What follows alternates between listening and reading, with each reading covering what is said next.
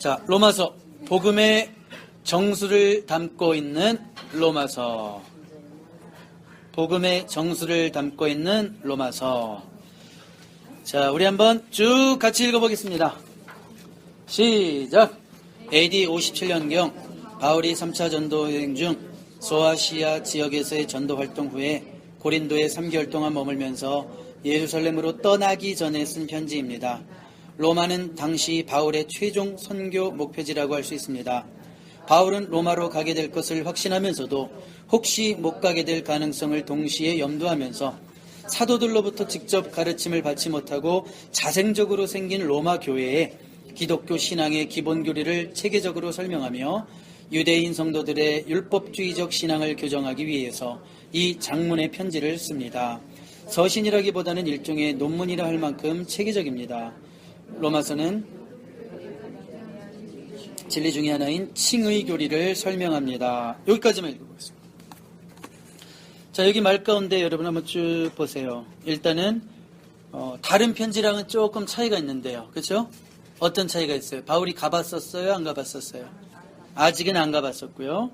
그러니까 아주 그냥 문제가 막 실감나게 들려오기보다는 그냥 전반적으로 그들이 겪을 수 있는 문제, 또 어떤 상황이냐면 자생적으로 생겼기 때문에 복음이 이 사도적 전승을 통해서 분명하게 전해져야 되는데 행여나 자생적으로 생겼기 때문에 혹시 잘못된 가르침이 들어가지 않았을까.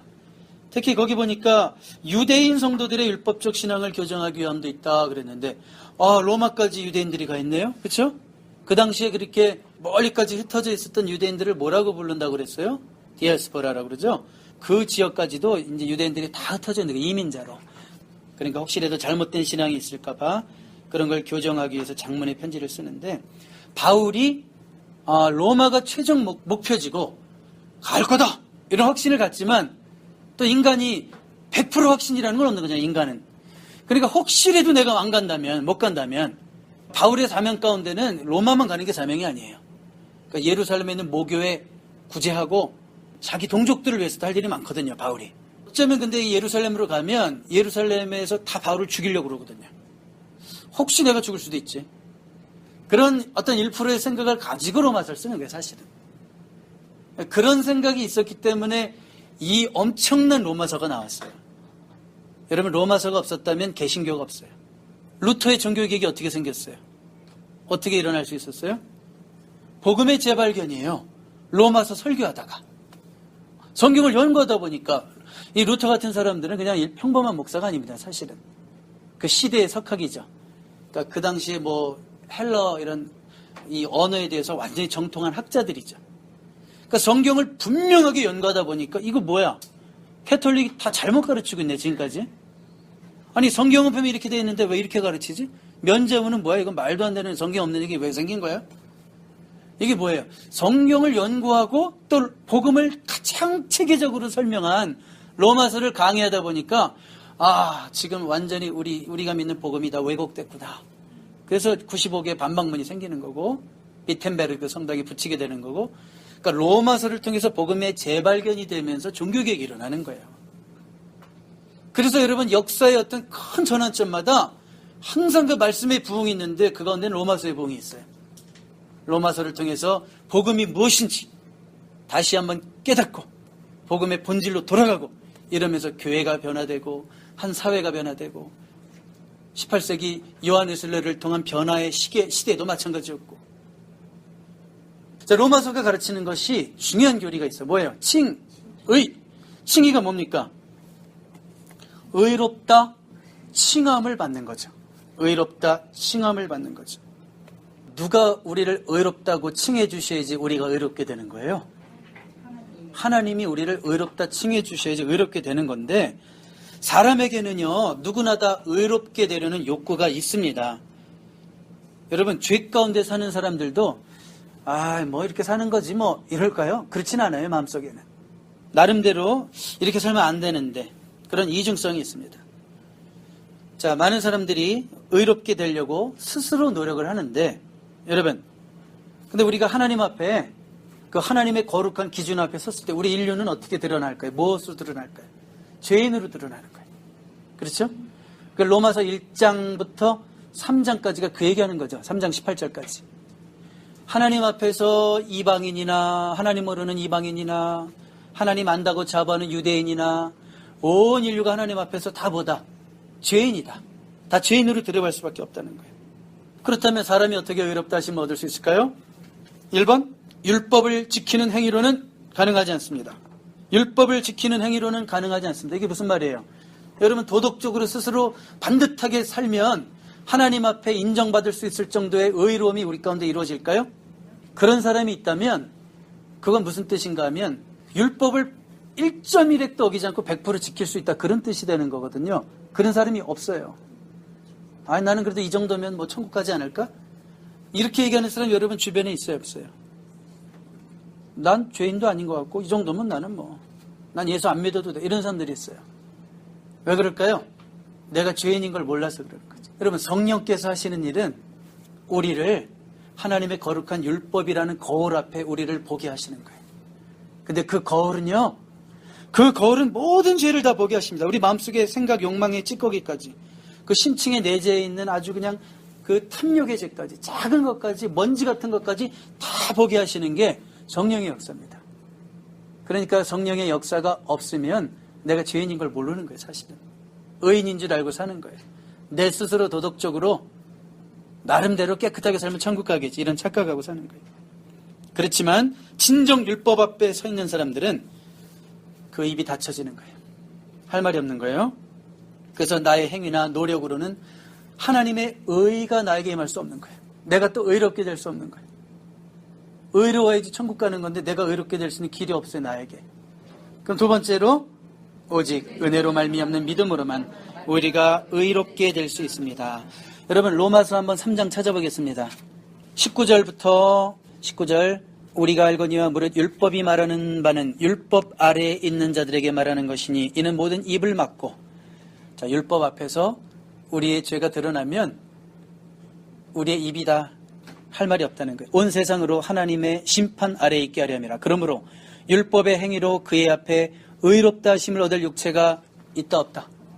없나니 율법으로는 죄를 깨달음이니라. 그렇다면 율법의 기능이 뭐다? 율법으로는 뭘 깨닫는다? 죄를 깨달음이니라. 이제는 율법 외에 하나님의 한 의가 나타났으니, 이건 쉽게 말하면 우리가 의롭게 될 수 있는 하나님의 방법이 나타났다는 뜻이에요. 율법과 선지자들에게 증거를 받은 것이라. 곧 예수 그리스도를 믿음으로 말미암아 모든 믿는 자에게 미치는 하나님의 의인이 차별이 없느니라. 예수 그리스도로 말미암아 모든 믿는 자에게 미치는 하나님의 의다. 자, 율법을 통해서 가능하지 않았던 칭의가 예수 그리스도라는 분을 통해서 가능하게 되었다, 그런 얘기예요. 예수 그리스도를 통해서 하나님의 의가 우리에게 전가되었다, 그런 뜻이에요. 우리 스스로 의롭게 될 수 있는 길이 없는데 예수님을 통해서 우리가 하나님 앞에 의롭다 인정함을 받게 되었다, 그런 얘기예요. 24절 보세요. 24절. 그리스도 예수 안에 있는 속량으로 말미암아 하나님의 은혜로 값없이 의롭다 하심을 얻었느니라. 여러분, 우리가 의롭게 된 것이 공짜로 됐대요, 우리 편에서는. 그렇지만 그것이 공짜이기 위해서 누가 그 대가를 지불하셨다는 거예요? 예수님이 흘리신 피값으로. 그래서 속량이라는 단어가 나오는 거예요. 속량이라는 게 노예시장의 언어라는 건 알고 계시죠? 노예시장에서 어떤 사람이 노예를 샀어요, 돈 주고. 노예를 그냥 사나요?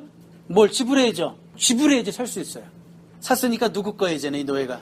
내가 돈 주고 샀으니까 내 거예요. 이제부터 당신은 자유입니다. 이게 속량이에요. 대가를 지불하고 사서 자유롭게 하는 것.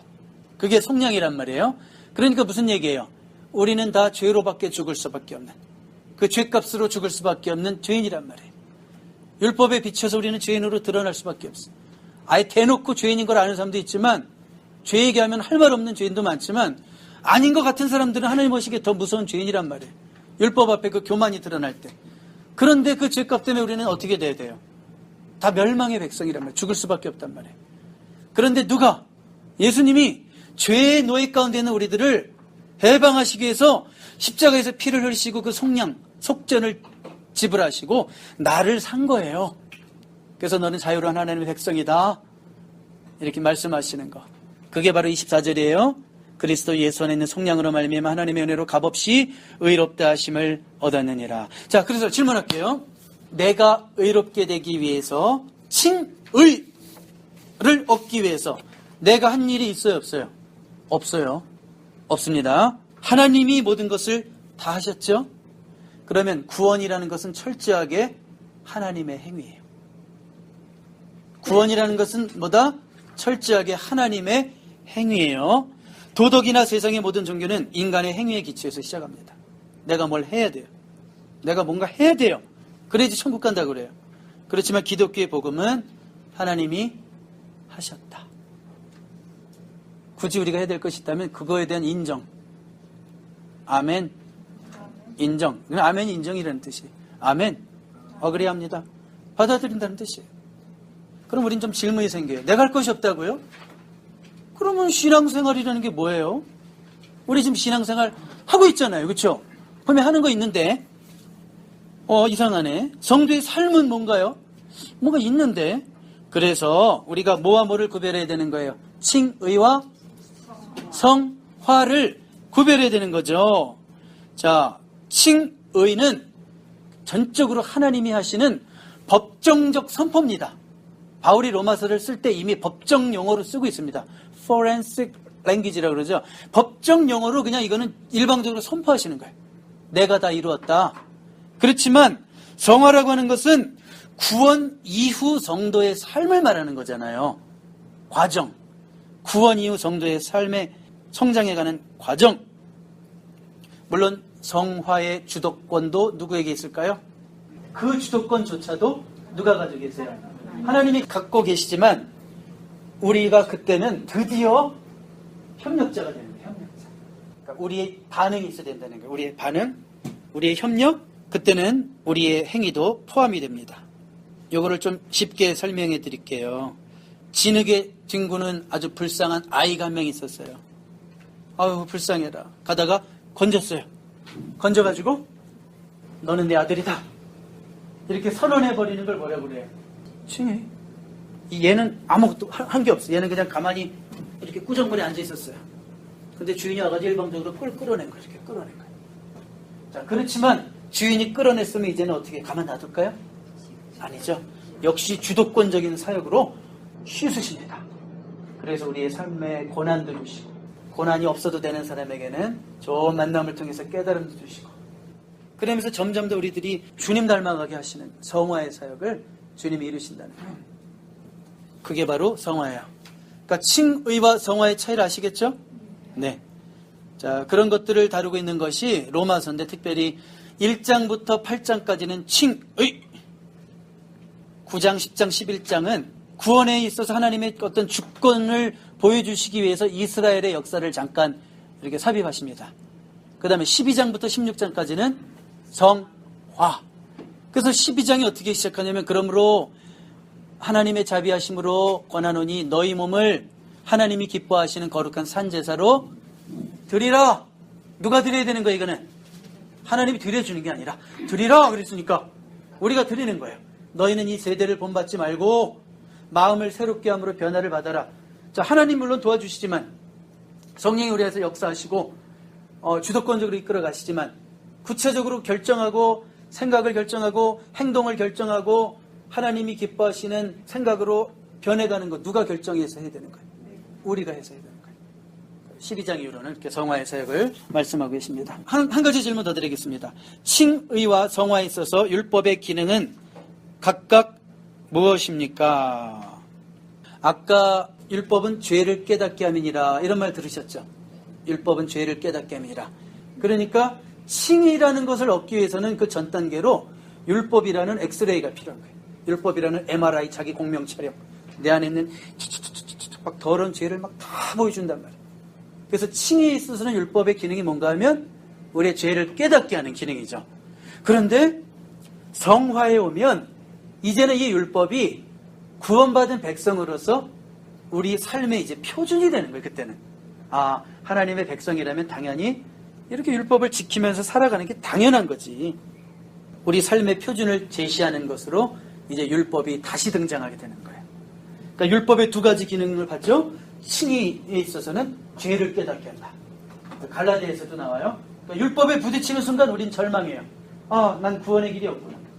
아, 내가 이것만 지키면 될 줄 알았는데. 한 주 정도 갔죠? 한 주는 율법대로 살아. 근데 한 주 지나면 또 그 율법에 무너져, 내가. 아이고, 이게 맘만 있다고 되는 게 아니야. 그러면 결국은, 나는 병자구나. MRI 자기 공명했더니만 나는 병자구나. 그럼 이제 뭐 해야 돼? 치료해야 돼, 치료. 그 치료 내가 하는 게 아니라 하나님의 은혜로 하시는 거예요. 그게 치료고, 칭의고. 그렇지만, 이제 우리가 성화의 삶을 살아갈 때 있어서 여전히 하나님 말씀 필요해, 안 필요해요? 이제는 이 율법이 우리를 무섭게 하고 죄를 보게 하는 율법이 아니라 하나님의 백성이 살아가는 스탠다드, 표준이 되는 거예요. 바울의 로마 여행, 우리 한번 쭉 빨리 읽겠습니다. 바울은 로마 시민권자였기 때문에 예루살렘 폭도들로부터 로마 당국의 보호를 받게 되었고 그 보호 아래 가이사랴로 이송되었습니다. 로마 총독 벨릭스 앞에서 그 다음 총독 베스도 앞에서 아그리파 왕 앞에서 신문을 받은 후에 바울은 로마로 이송되었습니다. 이게 지금 이제 사도행전 22장 이후의 내용들 제가 정리해놨는데 그 책을 좀 참조했습니다. 자, 신문 과정에도 자신의 회심 사건을 2번이나 언급합니다. 22장과 26장인데요. 여러분 사도행전 읽으면 바울의 본인의 회심 사건을 본인이 3번이나 얘기해요. 9장에서 얘기하고 22장에서 얘기하고 26장. 이게 다 바울의 회심 기사입니다. 그만큼 왜 3번이나 나올까요? 바울의 회심이 너무 분명했고 중요하다는 거예요. 이 바울 한 사람의 회심이 역사를 변화시키는 겁니다. 지금 이 바울이 있느냐가 없느냐가 기독교의 세계화가 되느냐 안 되느냐, 한 인물의 이 중요성을 생각할 때 바울의 회심은 그냥 보통 사람 한 사람이 예수 믿는 거랑은 또 틀린 거예요. 그런 의미에서 이렇게 3번이나 기록되고 있고요. 이렇게 신문을 받는 과정에서도 복음을 전하는 바울의 열정을 봅니다. 자신의 계획과 달리 바울은 어떤 신분이 돼서 로마로 가는 배를 탈까요? 죄수의 신분이 되어 로마로 가는 배를 탑니다. 여기서 깨닫는 아주 중요한 포인트가 있어요. 바울의 꿈이 실현되고 있죠? 분명히 바울의 꿈은 로마. 꿈이 실현되고 있지만 그 꿈이 실현되는 방법은 누가 정하셔요? 바울 방법대로 안 돼요. 바울은 멋지게 폼나게 가고 싶었지만 어떻게 가요? 죄수의 신분으로 가는데 사실은 바울은 생각도 못했지만 이것이 가장 바울에겐 최선의 계획이었습니다. 가장 안전하게 이제 율리오라는 사람을 만나고 그 사람의 보호 아래 또 죄수 신분이니까 뱃삭은 누가 내요? 배 타고 가는데 밥은 누가 줘요? 공짜 밥 먹으면서. 그러니까 이렇게 하나님의 방법으로 이렇게 이루어 가십니다. 항해 도중 배가 파손되어 멜리데 섬에 잠시 머물게 되면서 거기서도 복음을 전합니다. 자, 이것도 바울의 계획 속에 있었어요, 없었어요? 자, 이렇게 하나님이 이루어 가시는 꿈의 방법이 틀리단 말이에요. 하나님의 계획 속에는 멜리데 섬의 영혼들도 있었다는 거예요. 바울의 계획 속에는 얼른 로마로만 가고 싶었지만 하나님은 그 중간 과정에 멜리데도 생각하셨어요. 메르스 아닙니다. 멜리데. 로마에 도착한 바울은 가택연금 형식으로 셋집에 머물면서 사람들에게 담대히 하나님 나라를 전파하며 주 예수 그리스도에 가는 것을 가르쳤습니다. 로마의 구금 상태에서 쓴 서신 빌립보서, 빌레몬서, 골로새서, 에베소서를 씁니다. 구금 상태에서 썼기 때문에 우리가 이 네 서신을 뭐라고 그래요? 옥중서신이라고 합니다. 그럼 우리 한번 빌립보서부터 볼까요? 빌립보서 우리 한번 같이 읽어봅니다. 시작. 빌립보 교회는 에바브로디도를 통해 로마의 감옥에 있는 바울에게 헌금을 보냈고 바울은 그에 대한 감사 인사와 몇 가지 조언을 이 서신에 담아 빌립보 교회에 보냈습니다. 여기서 말하는 몇 가지 조언이란 무엇일까요? 바울은 여성도 간에 있는 약간의 불일치 문제를 시정하기 원했습니다. 잠깐만요. 여성도 간에 이름이 어떻게 나옵니까? 성경에 보면 유오디아와 순두개에게 권한다 이러면서 부탁을 하죠. 바울이 제발 좀 싸우지 마 이러시죠. 예. 그러면서 이를 위해 지극히 낮아지신 예수님을 겸손의 본으로 소개합니다. 여기 유명한 빌립보서 2장 5절부터 11절까지를 그리스도 찬가라고 합니다. 너의 마음에 이 마음을 품으라고 그리스도 예수의 마음이니 그는 근본 하나님의 본체시나 하나님과 동등됨을 취하지 아니하시고 오히려 자기 몸을 비워 종의 형체를 가지사 사람들과 같이 되셨고 그렇게 쭉쭉 나가죠. 지극히 낮아지셔서 하나님이 그를 또 지극히 높여주시고 모든 오고 오는 세대에게 가장 높은 주가 되게 하셨다. 이런 표현이 나오죠. 이게 그 당시 초대교회에 불렸던 찬양입니다. 찬양. 그리스도 찬가라고 그래요. 그래서 바울이 그 그리스도의 찬가를 빌립보서 쓰면서 소개하고 있는 거죠. 그들이 도와준 선교 헌금에 감사하면서도 자신이 어떠한 형편에서도 자족 혹은 만족, 자족하든지 만족 알아서 쓰세요. 만족할 수 있는 비결을 얻었다는 멋진 신앙의 고백을 합니다. 자, 그래서 여러분 바울 내게 능력 주시는 자 안에서 내가 모든 것을 할 수 있느니라라는 유명한 말씀 나오죠. 빌립보서 4장 13절. 근데 제가 4장 10절부터 읽어드릴게요. 내가 주 안에서 크게 기뻐함은 너희가 나를 생각하던 것이 이제 다시 싹이 나미니 너희가 또한 이를 위하여 생각은 하였으나 기회가 없었느니라. 너희들이 기회가 없어서 나를 못 도와주다가 또 이렇게 드디어 또 생각해서 도와주니까 고맙다, 감사하다. 11절. 내가 이런 말하는 게 궁핍함으로 말하는 것이 아니라 어떠한 형편에든지 나는 자족하기를 배웠노니 나는 비천에 처할 줄도 알고 풍부에 처할 줄도 알아 모든 일 곧 배부름과 배고픔과 풍부와 궁핍에도 처할 줄 아는 일체의 비결을 배웠노라. 자, 그러니까 감사하다. 그렇지만 내가 너희들한테 또 손 벌리려고 이런 얘기하는 거 아니니까 너무 염려하지 마라. 나는 어려워도 살 수 있는 지혜를 하나님이 주셨고 또 있으면 또 있는 대로 또 잘 쓸 줄 아는 법도 알고 그러니까 너희들 부담 갖지 말고 들어라. 내가 이런 일체의 비결을 배웠다. 그런 의미에서 나는 어떤 형편에서도 난 살 수 있으니까 그런 의미에서 내게 능력 주시는 자 안에서 내가 모든 것을 할 수 있느니라. 이런 말이 나온 거죠. 그러니까 이거 전후문맥 보지 않고 13절만 좋아하는 분들도 많죠. 내게 능력 주시는 자 안에서 내가 모든 것을 할 수 있느니라. 근데 이 전후문맥이 뭐예요? 그 능력이 어떤 능력이에요? 어떤 상황에도 대처할 수 있는 능력, 감당할 수 있는 능력, 가난도 견딜 수 있는 능력, 부요함에도 타락하지 않을 수 있는 능력, 이런 거, 이게 바로 일체의 비결을 배운 바울의 간증입니다. 빌립보서에서는 기쁨, 기뻐하라라는 말이 굉장히 많이 등장합니다. 그래서 기쁨의 서신이란 별명을 갖고 있습니다. 빌립보서가 무슨 서신이다? 기쁨의 서신이다. 그리스도인의 기쁨은 뭘 초월할 수 있어야 돼요? 환경까지도 초월할 수 있음을 바울이 역설하고 있습니다. 자, 우리 빨리 나가겠어요. 빌레몬서. 여러분, 빌레몬서가 어디서 지금 쓰고 있는 거예요? 로마에서 쓰고 있다는, 이제 옥중서신입니다. 옥중서신 계속 보고 있는 거예요. 다시 읽겠습니다. 시작. 이 편지의 목적은 오직 한 가지에 집중되어 있습니다. 바울의 친구이자 동료 신자였던 빌레몬의 노예인 오네시모가 도망을 쳤다가 바울에게로 가서 회심하여 새 사람이 됩니다. 옥중에 있던 바울은 오네시모를 주인 빌레몬에게 돌려보내면서 그를 용서하고 받아줄 것을 요청하는 편지입니다. 계속 읽겠습니다. 즉 바울이 요청하는 것은 도주 노예인 오네시모에 대한 주인의 선처입니다.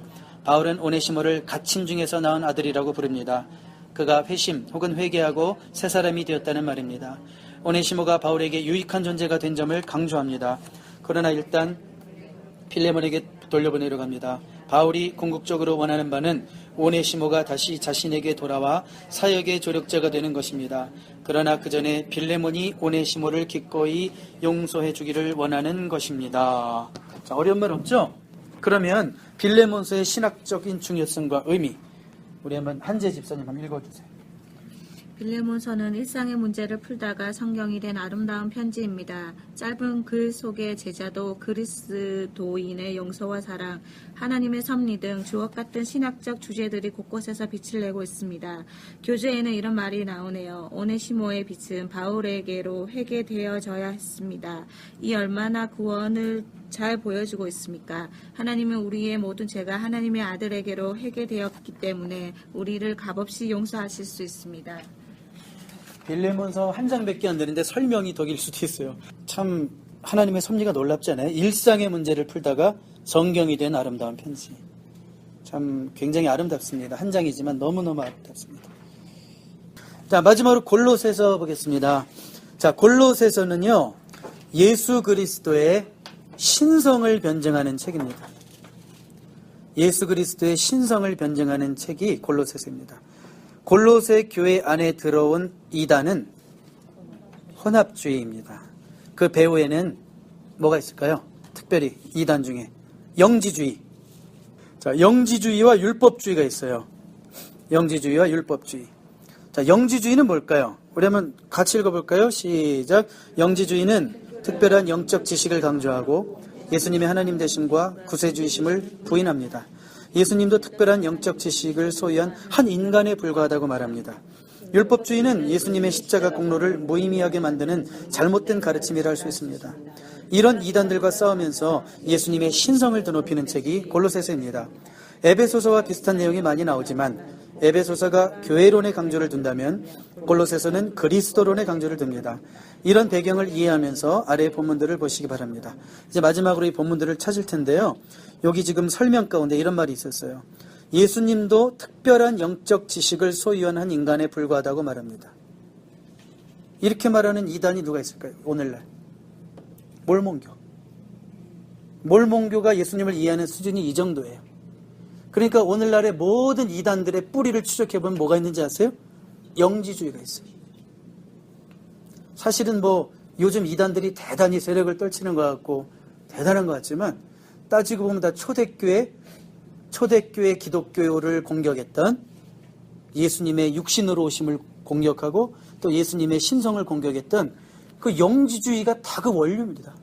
그 뿌리에서부터 오늘날 모든 이단들이 다 등장합니다. 그럼 우리 하나님 말씀을 한번 찾아볼까요? 골로새서, 빌립보서 다음에 골로새서가 있어요. 자, 1장 15절부터 18절까지 보면 골로새서가 뭘 변증하는 책이라고 그랬어요? 예수 그리스도의 신성. 그런가요? 우리 한번 제가 읽어드리겠습니다. 1장 15절. 그는 보이지 아니하는 하나님의 형상이시오.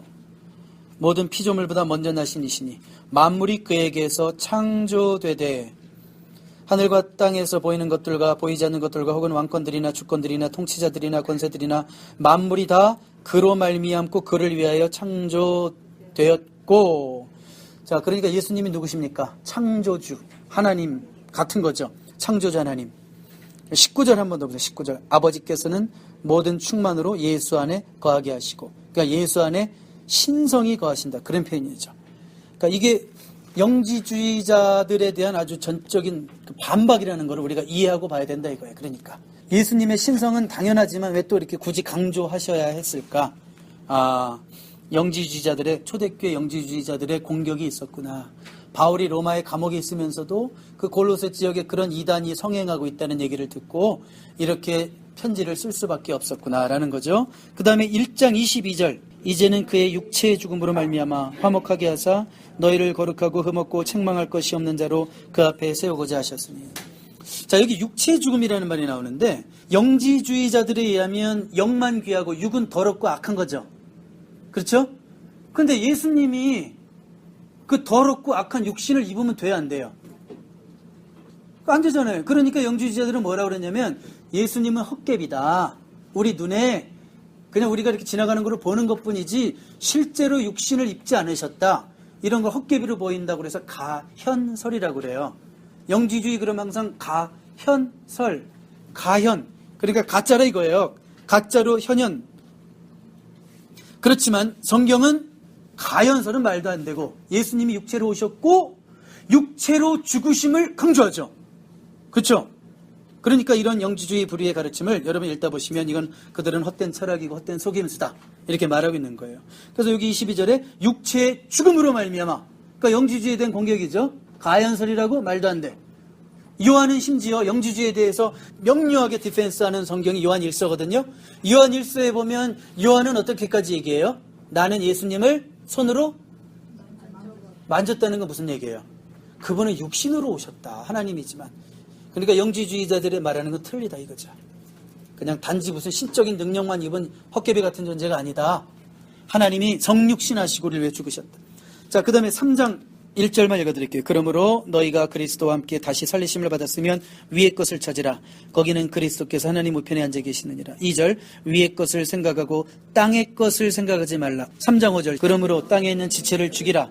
곧 음란과 부정과 사욕과 악한 정욕과 탐심이니 탐심은 우상숭배니라. 자, 여러분 영지주의는요 영만 귀하고 육은 악하니까 육은 대충 살아도 돼요. 영지주의 가르침을 따라가면 육은 어차피 더러운 거야. 죄져도 돼. 이렇게 되는 거죠. 기독교 방종주의가 등장하게 돼 있어요. 몰몬교는요 일부 다처제를 할 만한 다 그 근거가 있는 거예요. 따지고 보면 그런 거 뭐 육신적으로 뭐가 중요해. 뭐 그냥 대충 사는 거지. 와이프가 뭐 공식적으로 6명까지는 된다며? 뭐 하여튼 뭐 그런 거. 이게 영지주의의 영향을 받으면 기독교 방종주의가 나오죠. 그런데 우리 성경은 어때요? 성경은 성도의 거룩한 삶을 얘기하잖아요. 성화의 삶을 얘기하잖아요. 그래서 여기 뭘 죽이라고 그랬어요? 땅에 있는 지체를 죽이라. 음란과 부정과 사욕과 악한 정욕과 탐심이니 이 탐심은 다 우상숭배. 이거 뭐예요? 영지주의에서는 이런 거 반대 안 해요. 아, 괜찮아. 영만 구원받으면 되는 거야. 아니라는 거예요. 우리 육신도 귀하고 나중에 우리 육도 부활받아야 돼. 그러니까 육도 중요한 거예요. 그래서 이렇게 이런 말씀들이 나오는 겁니다. 또 할 얘기가 있지만, 자, 율법주의를 경계했고 바울의 수고를 마지막으로 보겠습니다. 우리 1장 28절 29절. 이렇게 영지주의에 빠져서 율법주의에 빠져서 제대로 성장하지 못하고 있는 그들을 향해서 우리 바울이 얼마나 안타까운 마음을 가지고 있는지 한번 1장 28절 29절 읽어보겠습니다. 시작. 우리가 그를 전파하여 각 사람을 권하고 모든 지혜로 각 사람을 가르치면 각 사람을 그리스도 안에서 완전한 자로 세우려 함이니 이를 위하여 나도 내 속에서 능력으로 역사하시는 이의 역사를 따라 힘을 다하여 수고하노라. 힘을 다하여 수고하노라. 2장 1절에는 그 뒷부분에 보면 너희들을 위하여 얼마나 힘쓰는지를 너희가 알기를 원한다.